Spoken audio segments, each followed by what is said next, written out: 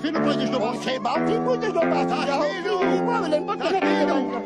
Problémy s elektrinou v osade už riešuje polícia. Policajná hliadka dnes prišla do Ľudňanskej osady už druhýkrát. Počúvajte dobre. Písmeno. Čo? Písmeno. Čo? No a on to dostal peniežami. On to dostal peniežami. On to dostal peniežami. Tu kabel. Tu kabel. Počúvajte dobre. Za pripojenie si dali 100 eur, potom platia ešte mesačný paušál. Tu kabel. Paušál. Tu kabel. Mesačný Tu kabel. paušál. A čo sprav s peniežami? Tu kabel. Tu kabel. Keď bolo treba vypovedať svedkov, zrazu nebolo. Tu kabel. Tu kabel.